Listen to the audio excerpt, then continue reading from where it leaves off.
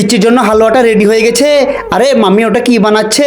পিচ্চি দেখো তোমার জন্য কি বানিয়েছি। যাই তৈরি করো না মাম্মি, আমি তো খাবোই না, আমি এদিকে চলে যাব। ধুর শোনা, পিচ্চিটা কোথায় চলে গেল?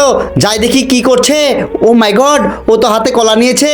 ওয়াও, কলা দেখে আমার একটা আইডিয়া মনে পড়েছে। পিচ্চির জন্য কলা দিয়ে এমন একটা জিনিস বানাবো এবার পিচ্চি খেতে বাধ্য হবে। আর ভিতরের অংশটা তো আমার দরকার নেই, আর ফেলেও লাভ নেই, তার চেয়ে আমি গপ গপ করে খেয়ে নিই। এবার তো ভিতরটা ফাঁকা হয়েছে, এবার হালুয়ার পুরটা আমি কলার মধ্যে পুরে দেবো। পিচ্চি সোনা সবুজ কলা দেখতে ভালোবাসে।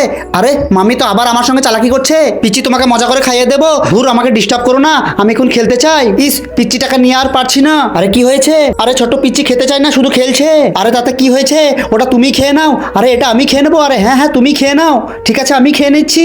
তারপরে এরপর কি হলো সেটি দেখার আগে তুমি যদি এই সুন্দর ফটোটিকে মন থেকে ভালোবাসো তাহলে চ্যানেলটি সাবস্ক্রাইব করে ভিডিওটিতে একটি লাইক দাও। আরে পিচ্চিকে এইভাবে বুকে জড়িয়ে ধরো আর তোমার বুকের দুধ খাইয়ে দাও। আর শোনা বন্ধুরা, কে কে তোমরা তোমার মাকে বেশি ভালোবাসো কমেন্টে আই লাভ ইউ মা লিখে যাও। আর এই মায়ের সুন্দর হাসির জন্য একটা লাইক তো দিতেই হয়। পরে আবার দেখা হবে, এখন যাই।